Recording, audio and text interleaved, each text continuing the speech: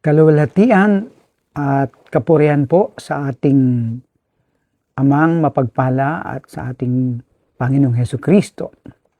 Ngayon po ay nagbabalik tayo sa pag-aaral ng salita ng Panginoon tuwing Friday ng gabi. At ngayon po ay muli po tayong magbabalik sa ating pinag-uusapan nung nakaraang Friday. At nag-introduce po tayo ng ilang mga katuruan na popular.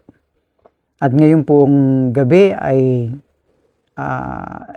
inanarrow down po natin sa tatlong major na pananampalataya pong pinangahawakan ng Kristyanismo.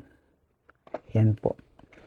At meron pong isang talata doon sa Jeremias Kabanatang 6. Ang talata po ay 16. Ganito po ang sinasabi ng talata sa wikang Tagalog. Ganito ang sabi ng Panginoon, magsitayo kayo sa mga daan at magsitingin kayo at ipagtanong ninyo ang mga dating landas, kung saan nandoon ang mabuting daan. At magsilakad kayo roon at kayo'y mga kasusumpong ng kapahingahan sa inyong mga kaluluwa. Ngunit kanilang sinabi, hindi kami magsisilakad doon. So nakita po natin ang mga tao kung paano sila mag-react sa isang mabuting adhikain ng Diyos. Na sila po ay pinagbabalik doon at pinahahanap po yung mga dating landas. Ito po ay popular sa ating bansa. At ang talatang pong ito ay hindi po pag-aari ng isang grupong pangreliyon, kundi ito po ay salita ng Diyos na dapat nating paniwalaan. Kaya po ang ating pag-aaral ay masesentro po dito sa reclaiming the Apostolic Master Plan. Babalik tayo doon sa aral na sinasabi po ng Biblia. Yan. At pagsisikapan po natin na hindi man natin mabura ay makapagbigay po tayo ng konting liwanag sa kung ano po ang mga paniniwalang sa akala natin yun ang tama. At ang nakalulungkot po sa ating kasaysayan po ng Kristyanismo, pag sinabi po nga po pala nating Kristyanismo o Kristiyano ay ito po ay hindi isang uri ng reliyong paniniwala, kundi ito ay katawagan o sa ibang salita sa Tagalog ay bansag doon sa mga tagasunod ng Panginoong Hesukristo. Sila po ay unang tinawag ng mga Kristiyano doon sa Antioquia. Binansagan po silang Kristiyano sapagkat sila ay mga tagasunod ni Kristo. Ang nakalulungkot po, ang Kristyanismo ay nahahati po sa iba't ibang uri ng aral. At kung ating pong may nagsasabi po na ang relihiyon ngayon ay umaabot na sa more than 40,000 religions in the world. Kung tama po ang datos na ito ay makikita natin na ang mundo ay masyado na pong confused doon sa aral o sa tamang aral na nagmumula sa ating Panginoon. Kaya nga po ang sabi ng Panginoon, magsitayo kayo sa mga daan at magsitingin kayo at ipagtanong ninyo ang mga dating landas. Ano po ba yung dating landas? Ito po ba ay isang bago na naman na reliyong paniniwala na dominante sa paningin natin? Hindi yan po ang tinutukoy ng ating pag-aaral ngayong gabi. Ang layunin po ng ating pag-aaral bilang karugtong po sa ating napag-usapan ng nakaraan ay upang ang ating pong mga leaders, sa mga nakapapanood po ng pag-aaral nito, ang pangunahing objective po nito ay upang ang amin pong maliit na grupo ay maiparating lalo na sa mga leaders ang mga nararapat at mga bagay na dapat matutunan ng isang mangangasiwa o mamumuno sa iglesia. Kaya ini-encourage ko po ang ating mga leaders na ito pong ating pag-aaral ay medyo bigyan po natin ng seryoso. At wag lamang po ninyong ninalagpasan at binabrowse lamang po ito, kundi ito po ay isang importante upang makita ninyo kung ano ang inyong sinasampalatayanan. Yan po. So, tayo po ay nagbabalik po dito sa pag-aaral. So, yun po ang objective natin is to first to equip our leaders with regard to history, konting kasaysayan po ng iglesia o ng Kristyanismo at konting pag-aaral po sa lingwahe ng orihinal na pagkakasulat ng Biblia. At dito po ay hindi nating maiiwasang masagasaan natin ang mga paniniwalang antinomianism o sa ating panahon dyan, lalo sa Pilipinas, tinatawag pong hyper grace. O kilala rin po sa tawag na sa paniniwalang once saved, always saved. At isa pa hong major na gusto nating mabigyan ng liwanag po ay ang patungkol po sa aral na ECT. Ano po ba yan? Yan po ay tinatawag na Eternal Conscious Torment. O sa madaling salita, ang isang taong hiwalay sa Diyos ay walang hanggang kaparusahan, sa dagat-dagat ng apoy ang kanyang kahihinatnan. So, hindi lamang po ito po ay tinatawag sa English na walang hanggang conscious o may kamalayan po na siya po ay tinutusta doon sa dagat-dagatang apoy. Ang ikatlo pong pwede nating masagasaan dito ay ang aral po ng tinatawag sa wikang Ingles na escapism o pagtakas. O sa madaling salita, kilala po natin ang doktrinang ito sa salitang rapture. At ang tanong natin, yung bang aral na yan ay aral talaga ng Biblia. Kaya importante po na kailangan nating bumalik doon sa aral ng Biblia. Kaya pakiusap ko mga kapatid, lalo na sa ating mga manggagawa, na ito po ay inyong seryosohing subaybayan sapagkat pumapasok na po tayo sa isang formal na pag-aaral para sa ating mga leaders sa church. So, gusto ko pong unang talakayin dito ay muli po ang layunin natin ay patunayan natin na ang modernong orthodoxy is actually a political invention. Tama po ang inyong narinig. The modern orthodoxy is actually a political invention. Paano naman po napasok ang politika rito na ang ating pinag-uusapan ay simbahan?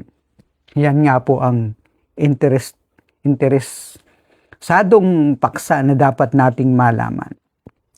Mag-umpisa po tayo sa unang punto. The stolen majority. Ano po ba ang tinutukoy ko? Konting balik-aral po sa kasaysayan at ito po'y hindi po imbento ng iyong lingkod. Ito po ay hango sa impormasyon na makukuha rin po natin sa Google. Kaya po, ang sasabihin po natin ay hindi po haka-haka. Ito po isang magpapatunay na ito'y makikita sa mga dokumentong available sa ating panahon. Sa isang pindot lamang po natin sa Google ay maaari na nating malaman ito. At ang kasaysayan po ay nagsasabing may 6 na pangunahing paaralang Biblia o Bible School o Seminary sa buong mundo sa loob po ng unang 5 siglo o first 5 ang tawag po natin century.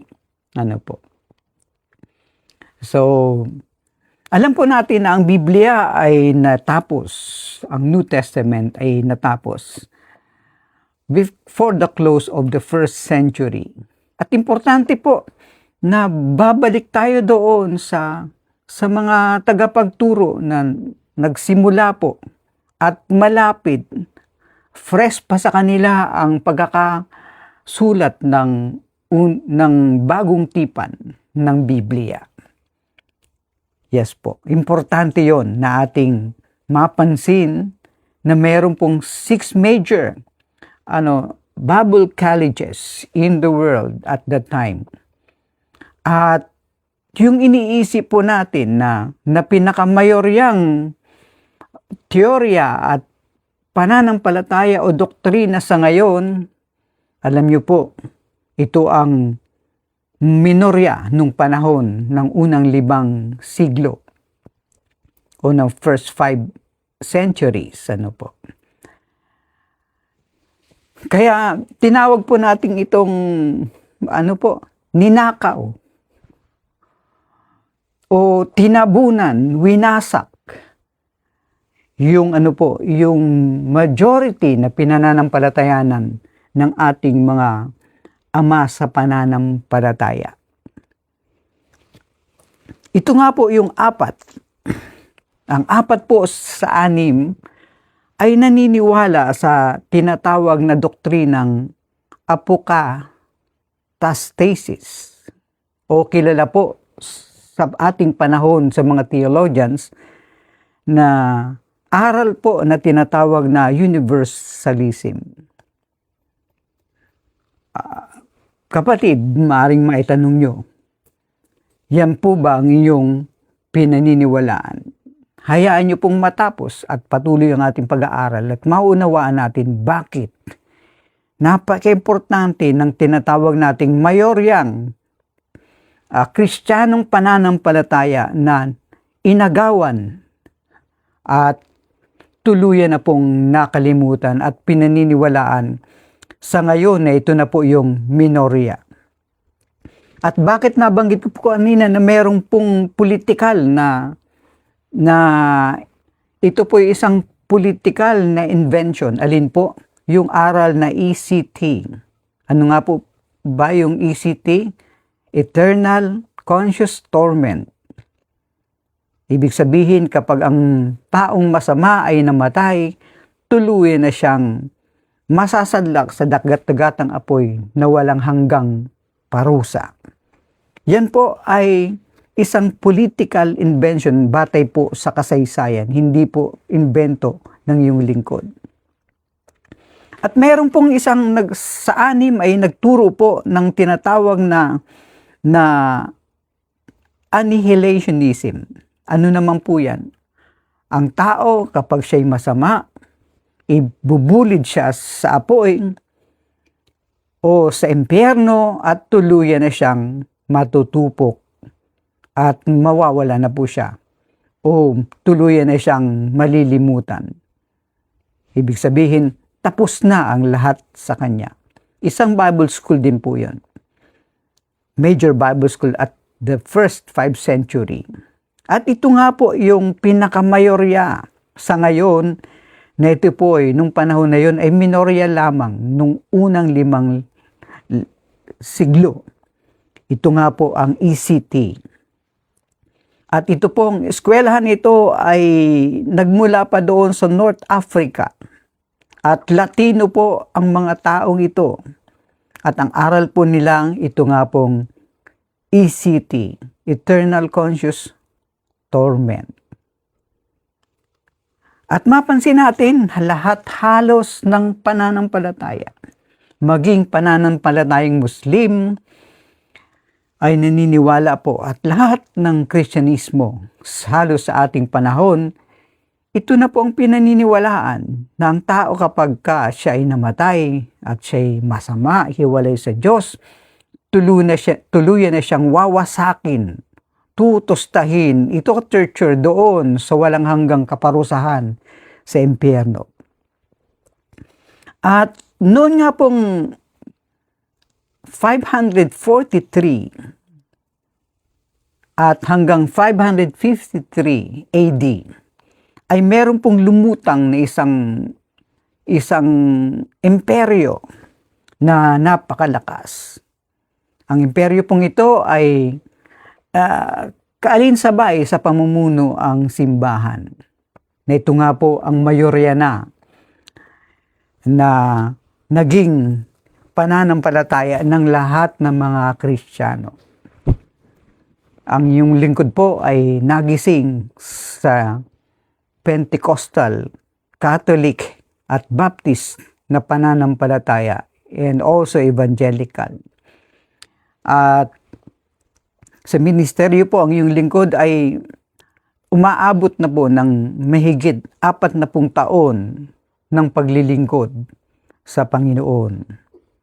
At sa malalim at sa maraming mga pag-aaral ng salita ng Diyos, nalaman ko po na majority ng mga Kristiyano sa ngayon, sa aking panahon, nung early 70s hanggang sa ngayon, mayorya po, dinadala ang doktrinang ito, ECT, Eternal Conscious Torment, ng lahat ng mga reliyong at mananampalataya. So, ano nga po ba itong Justinian crackdown? Ano po? Noong 543 AD. Ito po ay naglabas ng 10 anathemas laban po kay Origen. Ang pangunahin pong misyonaryo o mangangaral o scholar na nagtuturo po ng universalism o apokatastasis.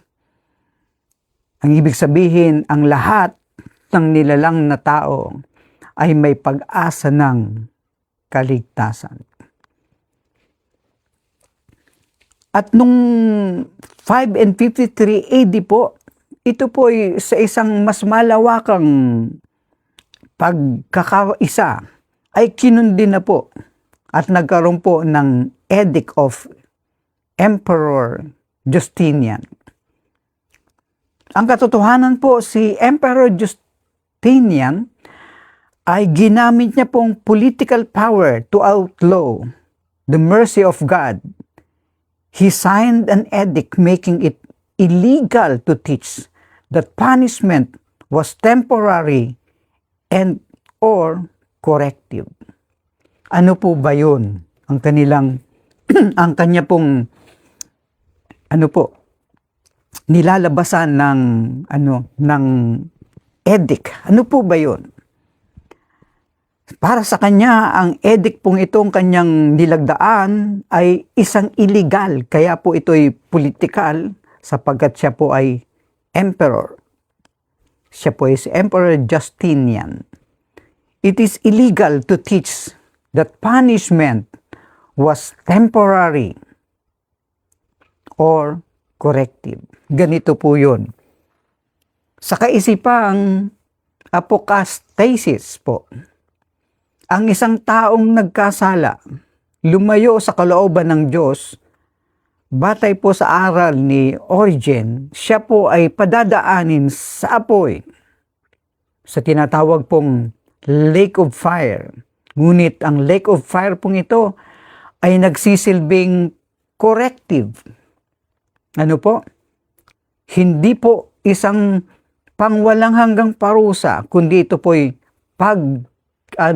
pagkukorek, pagre-restore, restorative, para ang tao ay maibalik sa original na kalagayan. Ano po ba ang original na kalagayan ng tao? We were created after God's own image and likeness. Ngunit ito po ay nabatikan ng kasalanan. At ang paniniwala natin, lahat ng kasalanan at makasalanan ay dapat ibulid sa dagat-dagatang apoy. At bakit po naituro ito? Naging edict po ito ni Emperor Justinian sapagkat siya naniniwala that the empire could only be governed if the subjects feared infinite torture. Ano po ang nais niyang iparating sa kanyang edict? Mapapangmahalaan po ang mga tao kapag may importante po sa kanya. Mapapamahalaan ng maayos ang tao kapag siya po ay naturuan ng aral ng ECT. And he believed that the empire could only be governed if the subjects feared infinite torture.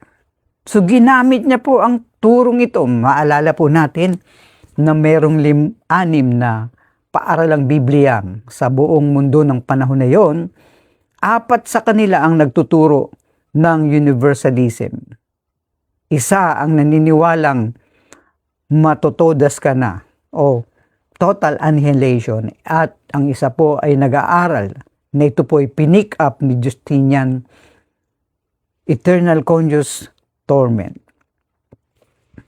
Hindi po ito imbento ng iyong lingkod, ito po ay batay sa available na kasaysayan. At kung interesado po kayo, pwede nyo po akong i-PM at ibibigay ko po sa inyo ang mga links para inyong personal na ito ay masiyasat.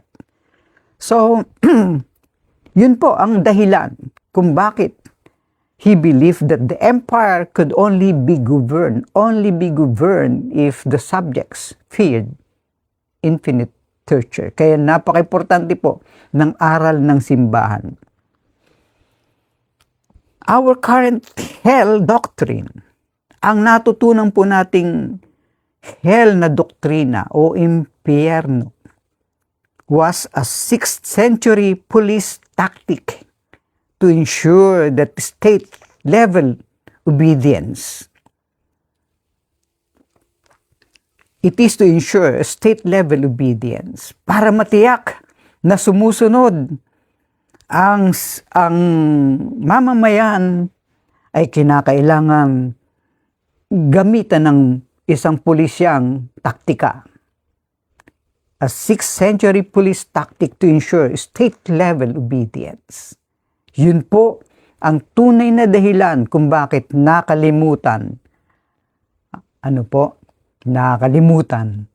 4 na mayoryang aral. 4 na major Bible colleges na nagtuturo ng universalism at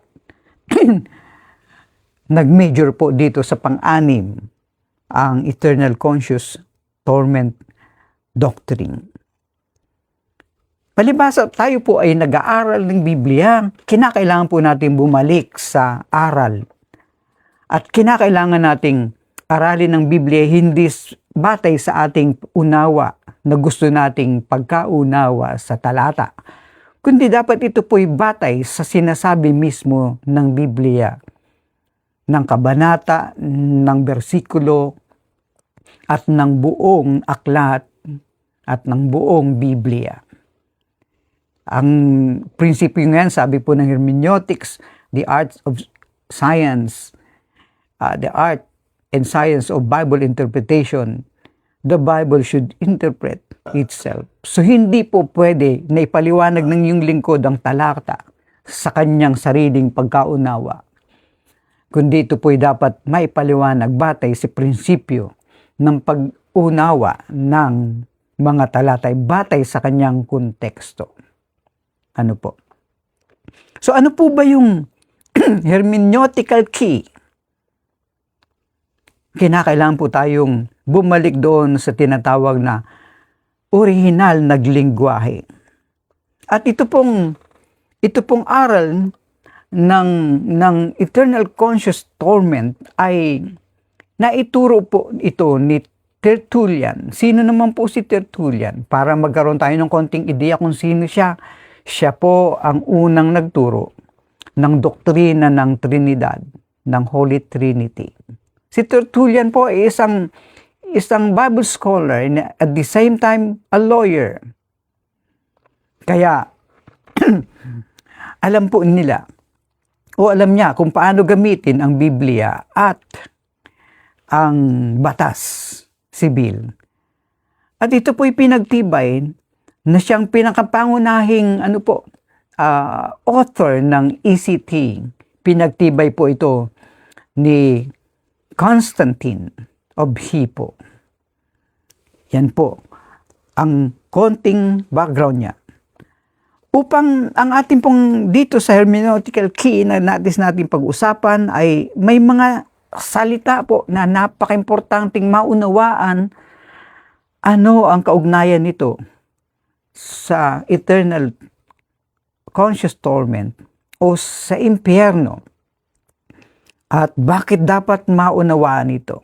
Si Augustine po, batay sa kasaysayan, nung siya po ay estudyante ng theology, ng doktrina, hayag po sa kasaysayan that he hates the Greek. Literaturang Grego. Marahil nahihirapan siya. Kaya ang kanya pong ginamit ay ang Biblia pong English na isinalin po ng isang Latino. So doon na lamang siya nagbatay ng kanyang pagtuturo ng kanyang teolohiya. So ang unang salita po na gusto kong mapansin na ito po ay naging iskandalo upang mawasak ang apat na major doctrines o major teaching which is apocastasis. Ito po ang universalist o universalism doctrine. Yung salita pong aionios, A-I-O-N-I-O-S, sa Griego. At ito po yung malaking iskandalo sa paglayo po sa aral ng Biblia. At kung tatanungin nyo saan po natin kinuha ito, ay may ibibigay ko pong reference ay si David Bentley Hart, The New Testament, a translation. The correction. The Greek word aionios does not mean infinite duration. Yung aionios pong salita ay nanggaling daw po sa isang aion o sa English po an age. It means pertaining to the age to come or divine in quality. Yung aionios po ay hindi po isang salitang eternal. Kapag nababanggit po sa Biblia yung salitang everlasting o aionios, nanggaling po ito sa salitang iyon na nangangahulugan po sa English, a period of time or an age. Hindi po nangangahulugan na walang hanggan ang kahulugan nito. At dito po, kinuha ang salitang eternal, aionios, o walang hanggan o infinite. Walang katapusan. Yung salitang eternal at yung salita pong punishment. O sa Griego po ay kolasis aionios, eternal punishment. At ang salita pong ito ay maalala natin na binanggit ng Panginoong Heso Kristo doon sa Mateo 25:46. Si Kristo naman pala nagsabi noon. Kaya dapat paniwalaan, tama po. Pero dapat maintindihan natin ang si Kristo na nagmula mismo sa lahing David at ng mga Hudyo ay nakaiintindi ng kanilang literaturo ng panahon na yon. So, ang kolasis aionios po, ano po yung kolasis? Ito po yung salitang punishment. Walang hanggang kaparusahan. Kolasis aionios is a divine correction. Bakit po? Divine correction sapagkat yung kolasis po is horticultural term for pruning a tree so it grows better.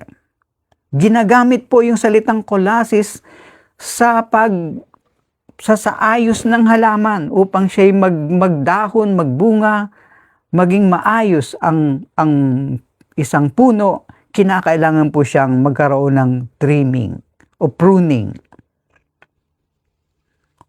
Horticultural term po itong salitang kolasis na ginamit ng Panginoon na punishment, hindi po parusa. Ibig sabihin po, katumbas ito sa atin kung sa tao ay disiplina, hindi po parusa.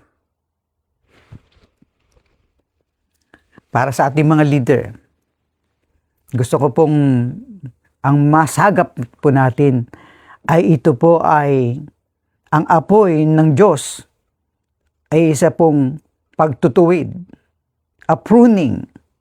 Hindi po ito burning into non-existence tulad po ng paniniwala ng total annihilation o total o eternal conscious torment. Kundi ito po ay pagsasaayos. At ito po ang patuloy natin paglilingkod tuwing may Bible study tayo. Nabanggit ko kanina yung 6 na Bible colleges at mamaya po ay ating babalikan kung sino at saan ang mga eskwelahang ito. So, ikalawa pong nais nating tutukan ay the nature of the fire. Ito po ba ay refining or torture? Importante pong maintindihan kapag nababasa natin ang apoy sa Biblia. At lalo na dinudugtungan at sinliniwat sa salitang English na impyerno o hell at impyerno sa atin. Laging nasa isip natin pagka impyerno, fire yun. So kapag nakakabasa tayo sa Biblia ng fire, impyerno kagad ang pumapasok sa isip natin. Dito po sa Malakyas, nabanggit po ang salitang fire. At dito rin po sa mga aklat po ng unang Korinto, kabanatang 3, 12 hanggang 15, nabanggit po yung fire. At maging sa Marcos po, 9:49. Pupuntahan po natin yung mga talatang yan sa ating pagliliwanag. Kay Pablo po, sinasabi niya, even if man's work is burned, si Pablo po ang nagsasabi, unang Korinto 3:12 hanggang 15. Even if man's work is burned, he himself will be saved, but only as through fire. Sa kanila pong panahon at para sa ating mga leader, ang apoy po is on our side. Sa ating bilang mga lingkod ng Diyos ay sa panig po natin ang apoy na yan. Bakit? It consumes the trash. Pinadadaan tayo sa apoy. Especially sa leadership natin ay upang tayo po ay i-trim, i-prune, isaayos ng Diyos to save the treasure or the person. So, ang isang Kristiyano po, lalo ng isang manggagawa, ay ginagawa po ng Diyos na siya po ay hubugin, dumaan sa apoy upang tayo po ay lumabas ang tunay na kayamanan. Tayo po yon, ang tunay na tao. So, sisikapin po natin sa ating pag-aaral na liwanagin at tuluyan po nating bitawan ang invention na ito, na iniisip natin, ito yung tunay na aral. At yung binabanggit ng yung lingkod ay sa perception ng marami ay isang bagong aral. Kaya sabi po ni Jeremias, pumunta kayo dun sa mga dating landas na siya ang tamang landas. Ito po, sila po ng mga Bible scholars na malapit sa pagkakasulat ng bagong tipan. Importante na makuhanan po natin sila ng wisdom. So, alin pa po ang maaring nagpasama upang tuluyan ng makalimutan ito? Fast forward po tayo, 12 siglo.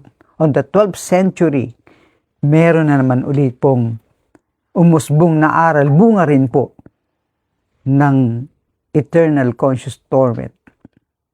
At dinagdagan po ito.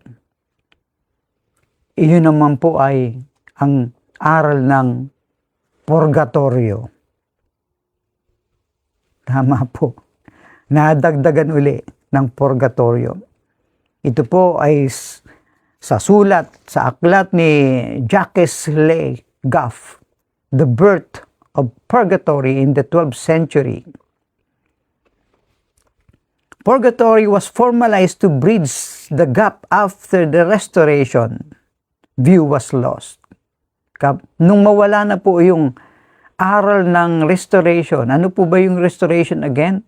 Popular po sa panahon ng mga theologians ngayon na universalism. Nung mawasak na po yung aral ng Restoration, Purgatory was formalized to bridge the gap after the Restoration doctrine. At nung ito ay mawala, it turned a spiritual process into a financial one, indulhensya. Napapansin niyo po ba, kapag may patay sa ating mga kapatid na Romano Katoliko, merong parang Christmas tree doon.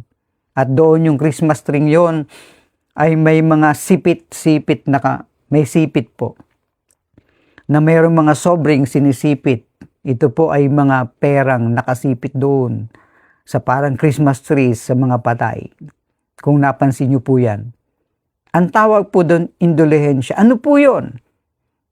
Itinuro po sa atin na merong purgatorio. At doon sa purgatorio, parang wag siyang tuluyang mabulid sa ECT, Eternal Conscious Torment, pwede po siyang makawala o makarating sa langit sa pamamagitan po ng indulhensya. So, purgatory was formalized to bridge the gap after the Restoration view was lost. It turned the spiritual process into a financial one. In short, business. At ang karamihan ng salaping yan na ipagpatayo ng isang napakaliit na estado sa Roma. At yan po ang pinakamaliit at pinakamayaman na estado dahil po sa indulhensya. Ano po yung purgatorio? Pwede kang makaalis, makahango doon, makaahon doon at makapunta sa langit nang hindi ka tuluyang malugmok sa dagat-dagatang apoy. Kinakailangan mong magbayad ng indulhensya. Mga kapatid, mga leader ng ating church, hindi natin kailangan ng middleman box.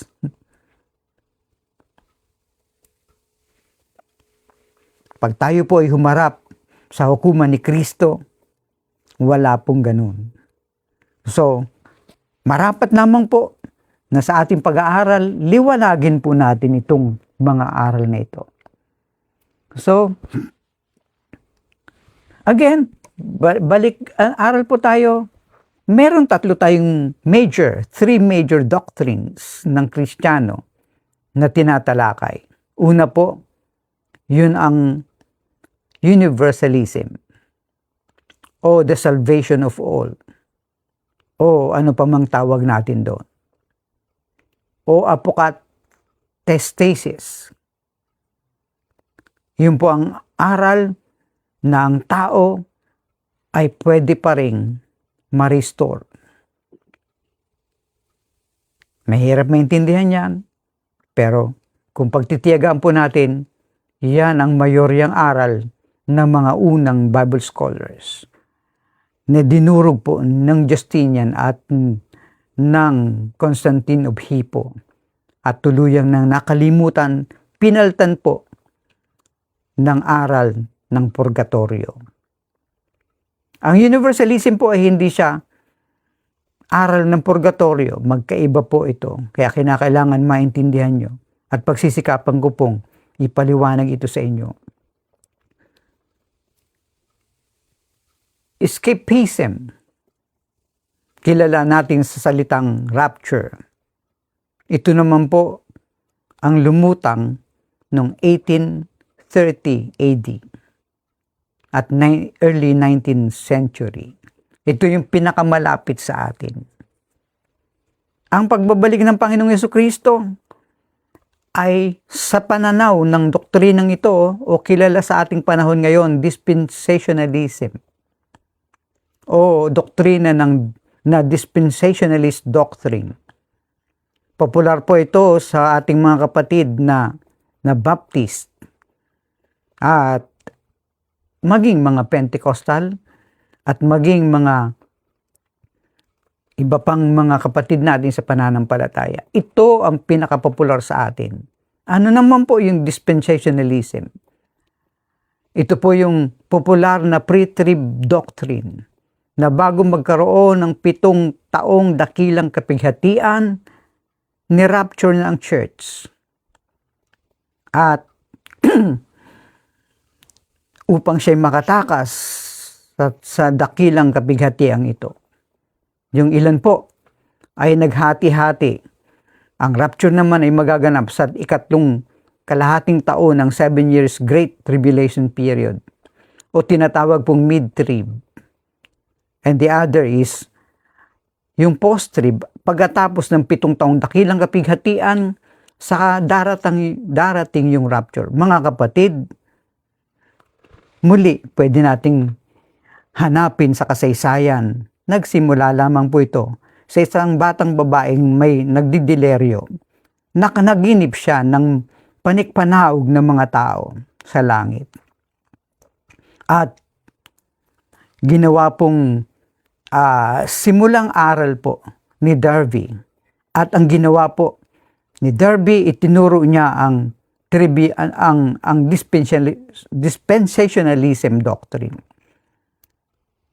Ito po ang pinakapopular. At dito po sa turong ito ay nais nating ipaalam na ito po ay hindi nag-i-exist until 1830. And sinusugan po ito ni Scofield sa kanyang study Bible. Ang ginawa niya po, ang mga talata na sumusuporta sa doktrina ng dispensationalism ay idinikitan niya po ng footnotes na parang ang kahulugan ng mga talatang yun ay doon sa footnote na nagre-reinforce sa doktrina ng rapture. So ilan na po ang dapat nating mapag-usapan? Ano ba ang mga doktrinang yan? At saan ba nakasulat sa Biblia yan? Bakit natin pinaniwalaan? Iyan ba talaga ang tunay na kahulugan ng talatang yan? Pagsisikapan po ng yung lingkod na ito po'y mahalungkat natin upang magliwanag sa ating pagkaunawa. So, the secret rapture, ang tawag po dito sa aral na ito ay sikretong pagdagit ng mga nanampalataya. Inimbento po ito mga 200 taon pa lamang ang nakakaraan. At ito po ay popularized by John Nelson Darby. At ito po ay pwede nating makita sa talata, so sa Biblia, na ang escapist Christianity o ang rapture that abandons the earth. Mga kapatid na mga ngaral, sabi po ni Pablo sa 2 Korinto 5:20, tayo po ay mga representative ni Kristo. We are Christ ambassador. And we stays here to represent the King and to restore the city. They don't look for a secret exit. Ngunit tayo po ay nandito upang makita, maaninag nila ang ating hari bilang tayo po ay mga, embahador ni Kristo. Isipin po natin na tayo ay nandito sa magulong daigdig na parang mayroong gera. At ang gera po ay napakalaking gera. More than 40,000 religions ang nag-uumpugang kaisipan. At halos hindi na makita ang katotohanan. Ngunit tayo po ay mga representante ni Kristo. At tayo po ay, ang ating simbahan ay supposed to be embassy ng kaharian. Ano po ang kahulugan nito? Na kapag merong kaguluhan, dapat ang simbahan, ang embassy, kinukuha niya ang kanyang mamamayan at inilalagay sa isang safe na lugar, which we believe the church. Unfortunately, the church ay nalamo na rin ng sistema at aral. Napakaganda kasing aral ang ituro ang ECT, Eternal Conscious Torment, katulad ng naisip ng Justinian Emperor, na napakadaling magkaroon ng following, madaling mapasunod ang tao, madaling magkapera kapag ang tao may takot at ang takot ay daladala ng aral na hindi mula sa Diyos, kundi mula sa imbento ng tao. Mga kapatid, mga embahador ni Kristo, kinakailangan tayong magbalik doon sa tunay na aral at pagsisikapan po ng inyong lingkod na kung gugustuhin nyo po, dodoblehin ko po ang lingguhang pag-aaral kung kayo po ay nagkakaroon ng pagnanais na maalaman, sapagkat ito lahat ay papyaw lamang. Ano ba ang mga aral na yan? Anong talata ang kanilang ginagamit? Yung ba talaga ang talata? Ang kahulugan ng talata ng mga salitang, ng mga aral na yon. So ngayon po, ay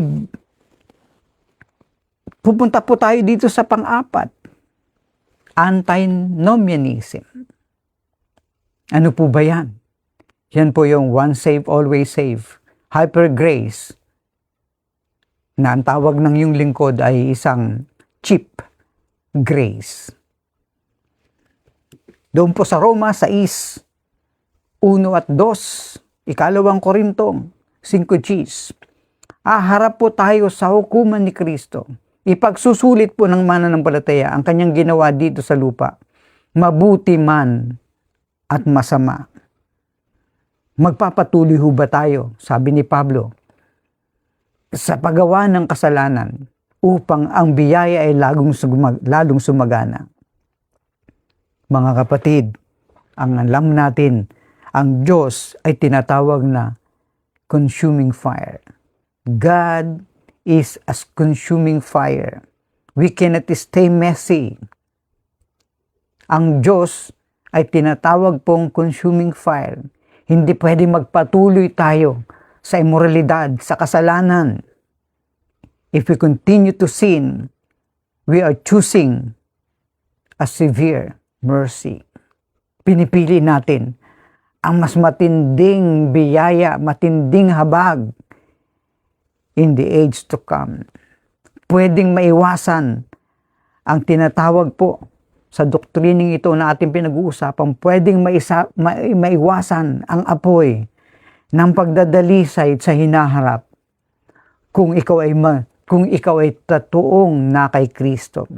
At posible bang ang nagpapanggap, posible pa ang Kristiyanong nagsasabing Kristiyano ngunit nagpapatuloy sa buhay ng kasalanan? Posible bang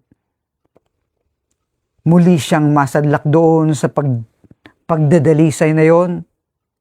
Pwede pong mangyari. At yan ay paglilingkod natin sa mga susunod na panahon. So, dahil po dyan, ang mensahe po na nag-uumalab sa ating puso ay maipalam maibalik ang Kristiyano, ang tao, sa tunay na aral ng Biblia, hindi sa aral na naimbento ng tao, nagdadala ng takot. Sumusunod ka dahil ikay takot. Nagbibigay ka dahil ikay takot. Mali pong paglilingkod yun. Ang tamang paglilingkod ay maintindihan mo na darating panahon, ang lahat ng tuhod ay luluhod kay Kristo. At ang lahat ng dila ay magsasabing, siya ay Panginoon. Hindi po ito isang pananakot. Ang aral pong yan, napakagandang maintindihan. It is a form of worship. Ito po ang pinakadalisay na pagsamba, na dumating ka sa panahon na lumuluhod ka. Binabanggit mo ang pangalan ng Panginoong Jesucristo sapagkat lubos kang nagpapasalamat na ikaw nailigtas doon sa tiyak na pagdadalisay na yon, na pwede mong pagdaanan kung ikay patuloy na nagmamatigi sa kalooban ng Diyos. Kapatid, paalala ko lang, ang kabanalan ay hindi po ito ticket para makarating sa langit. Ang kabanalan po, ang dahilan nito, it is to represent the character of the King now. Nagpapahiwatag ito, nagpapakilala ito kung sino ang ating hari, sino ang ating Panginoon, makikilala nila. Sabi ng Panginoon, they will know that you are my disciple if you love one another. Pwedeng mag-reflect sa atin ang kakinangan ni Kristo kung tayo po ay nagmamahalan sa isa't isa. At dito na nga po tayo sa paksa ng universal reconciliation.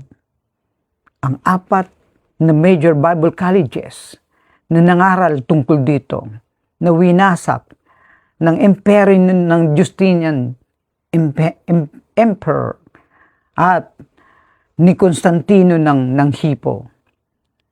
Nakalimutan ang aral na ito at nag-major sa aral ng pananakot na kung ikay susuway sa kalooban ng Diyos at ng hari at ng simbahan, pupunta ka sa impyerno. Doon, nagmagangalit ang mga ngipin at doon, hindi namamatay ang uod. At yun ang natanggap nating aral.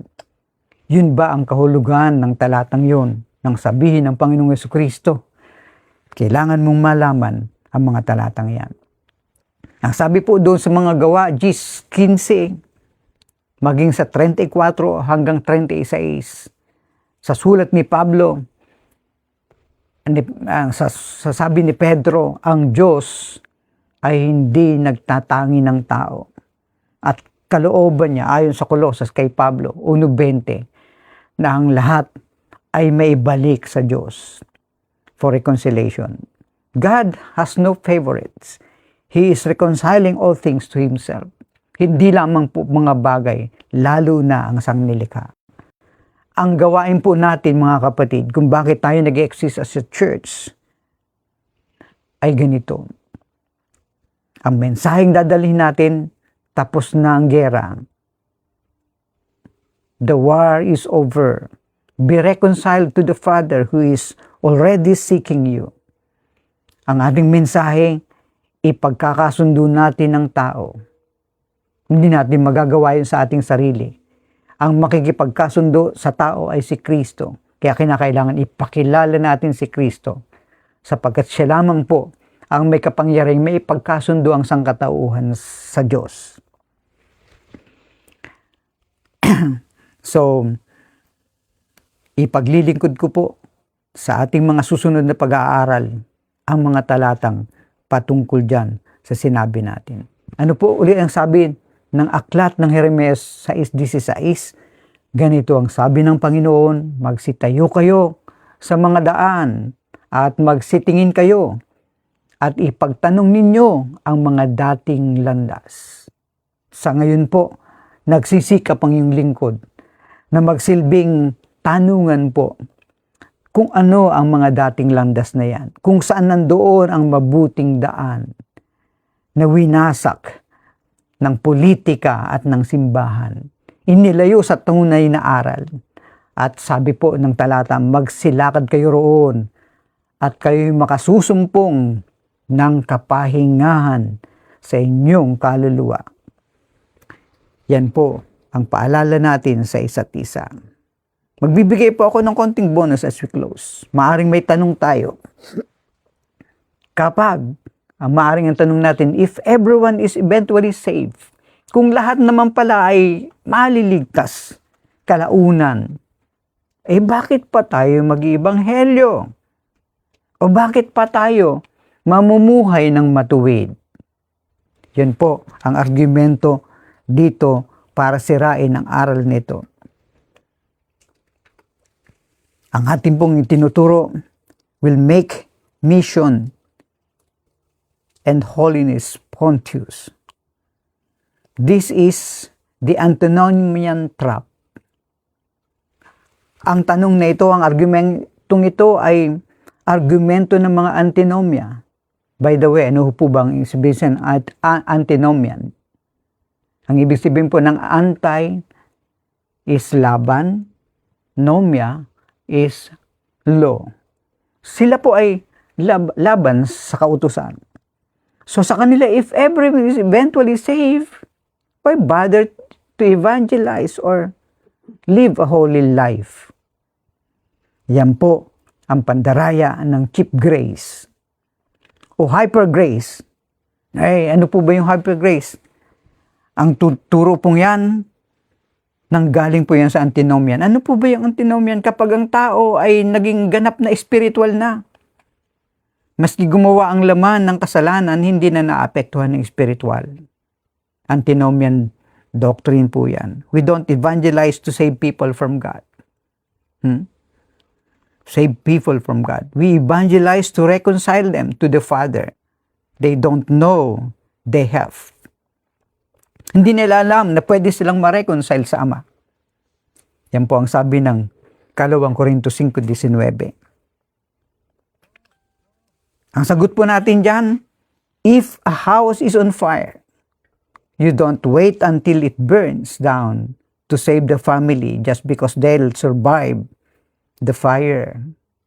Kapag nasusunog na, hindi tayo mag-aantay na sila'y tuluyang matupok. Anyway, masusurvive naman nila yon. You save them now so they don't have to suffer the loss of everything they own. Kailangan iligtas sila nang hindi na sila tuluyang dumaan doon sa kapahamakan. 1 Corintios 3:15. Holiness isn't just a ticket to heaven. It is the uniform of our embassy.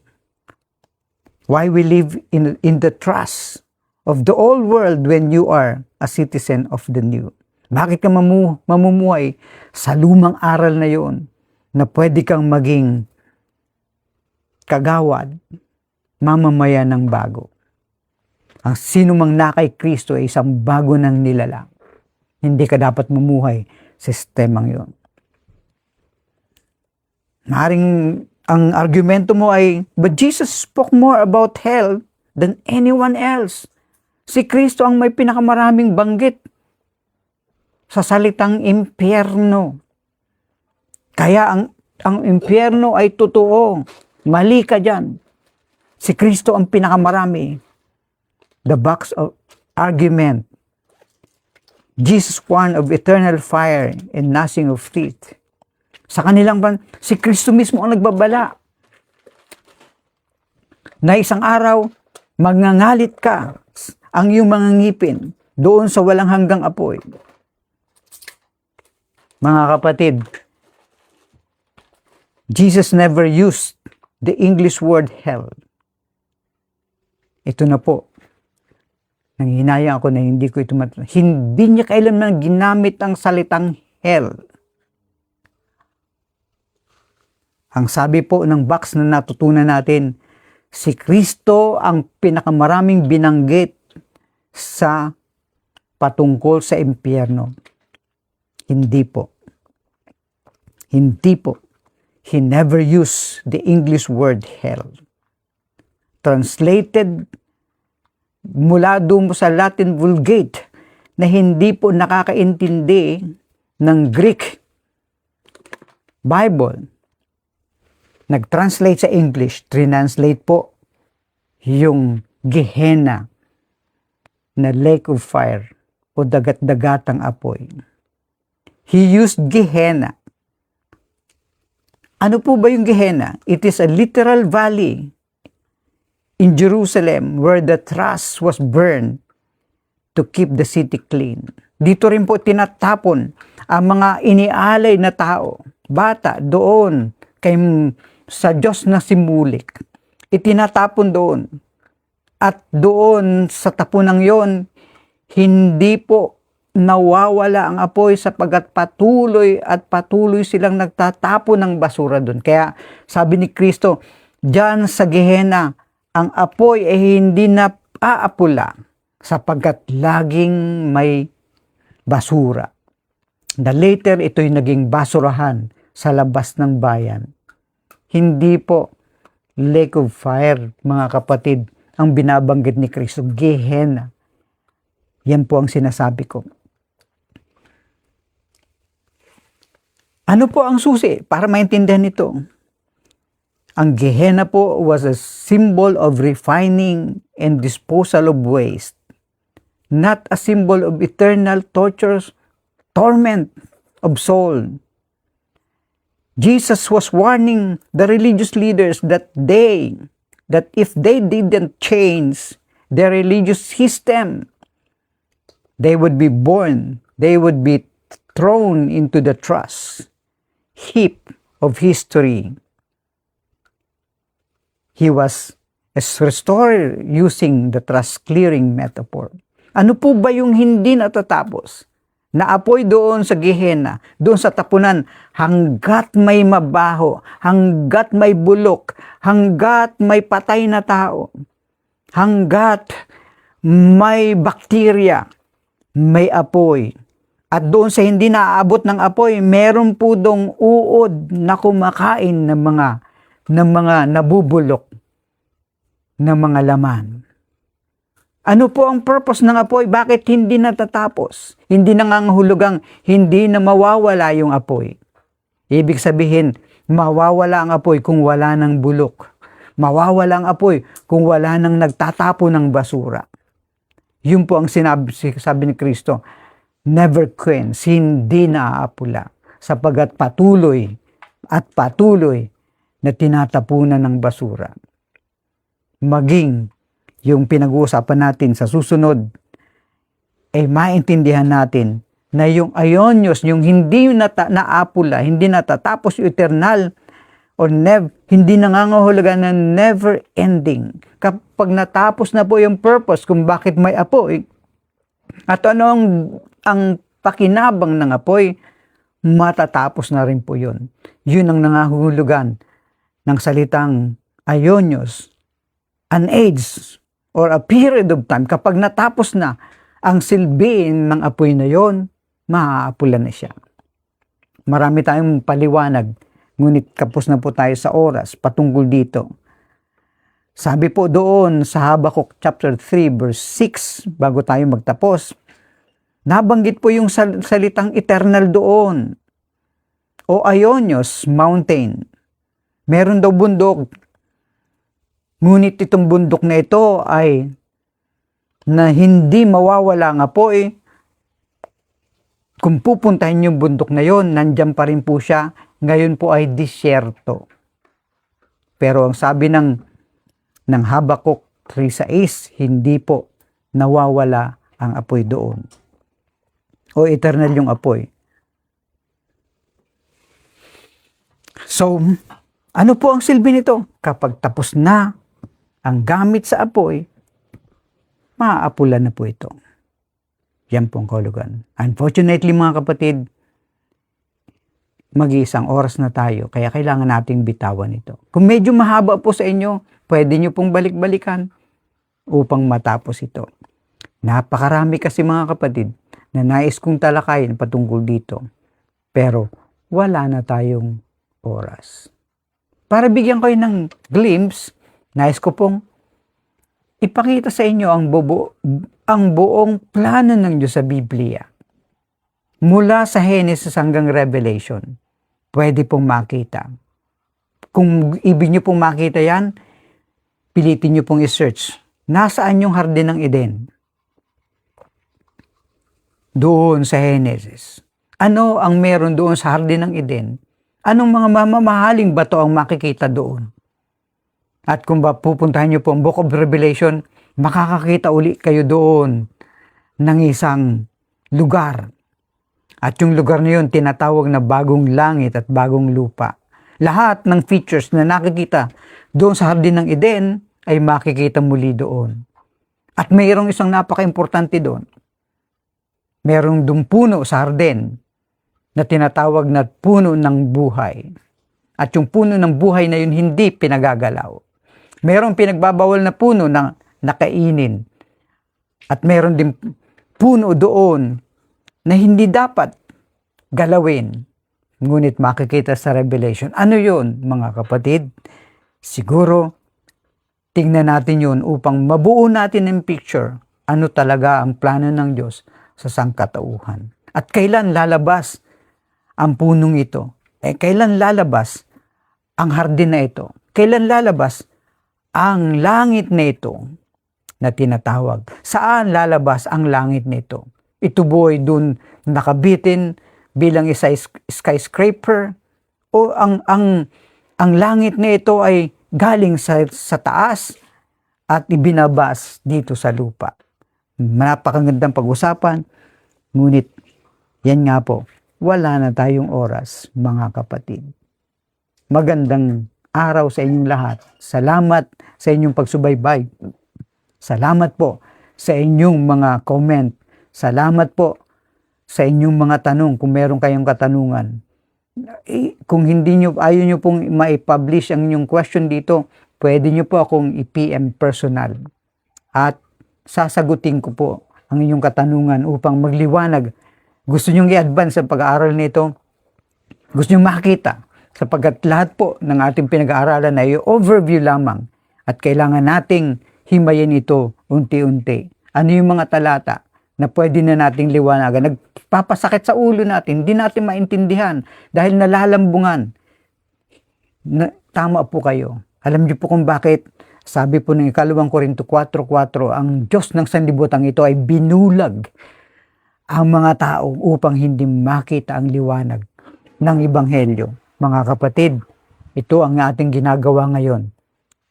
Imulat ang ating mga mata upang mapag-alaman natin. Ang pag-aaral pong ito is not for public consumption. Ito po ay para sa ating church.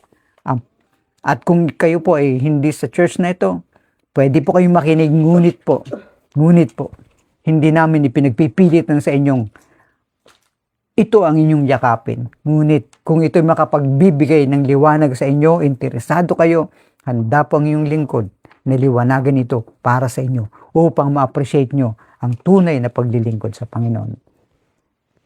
Babay po. Hanggang dito na lang mga ating pag-aaral. Salamat po sa inyong pagsubaybay. Pagpalain kayong lahat ng ating Panginoong Jesucristo. At nawa po, binabati ko po kayong lahat. Hindi ko man mabanggit ang iyong mga pangalan. Kapatid na Atienza, nagpapasalamat ako sa inyong comment. At maging kay brother Jet na patuloy pino-forward ang messages nito. Nagpapasalamat ako sa Panginoon. Nagiging kagawad po kayo ng pagdadala ng mabuting balita sa lahat. God bless you. Magpatuloy po tayo sa paglilingkod hanggat